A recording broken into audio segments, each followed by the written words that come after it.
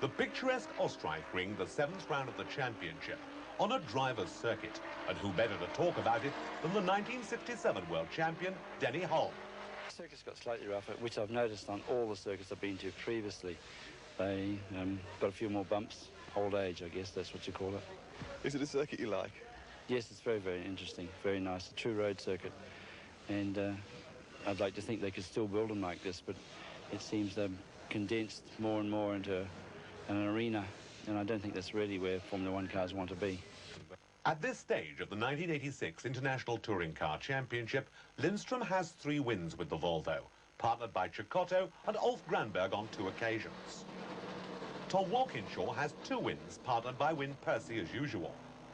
Ford have none, but are proving to be top contenders now, with the cars very much more on form and definitely on the pace. Mercedes and BMW are fighting it out in Class 2.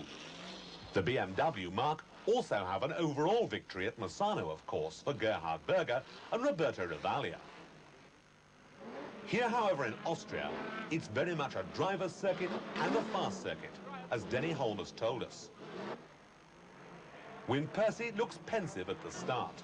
The weather here is always unpredictable, and after a wet practice, it's turned out to be a hot day. There could be tyre problems. For Volvo, they're anxious to go into the second half of the championship with yet another win to their credit. But Lindstrom and Granberg look relaxed enough prior to the start. Away they go, and straight away it's a challenge for the lead between Rover and Volvo once more. Ford too trying to get in on the pace, and BMW right with them as well. In close proximity like this, it's easy to make a mistake. A Volvo clips a Rover. BMW ends up in the field. No real harm done, but a lot of time lost. In front, however, once again, it's a Volvo-Rover battle. Cecotto is determined to get ahead. He does so, and Granberg follows. Ford's pit stop is a slick one. Car number 4 is running well. Everyone else, however, is afflicted by fuel feed problems. In comes Volvo number 1, Anders Olofsson to take over. Granberg races on, but he too must come in for tyres, fuel, and for Thomas Lindstrom to take over. Jeff Allen comes to a temporary halt, adjacent to Walkinshaw's abandoned car.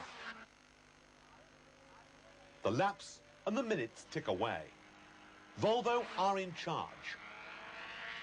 Cecotto and Olofsson lead. Granberg and Lindstrom are in second place, while Dodoni and Muller in the fourth, despite the loss of fourth gear, move up to third. Volvo's first and second at the halfway stage. The presentation, and Olofsson tells us how he feels. First and second is tremendous. I can't really believe it. Siggy Muller tells us about his race for Ford. It didn't look very bad, my feeling was if there was a fourth gear, we were much more in front and we might be able to follow the Volvos. The halfway stage of the 1986 International Touring Car Championship. Win Percy leads with 134 points, Tom Walkinshaw second with 121, Thomas Lindstrom third with 120, Johnny Cecotto fourth with 117.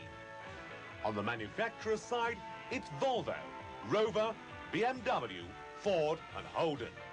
Halfway there, now we'll go all the way.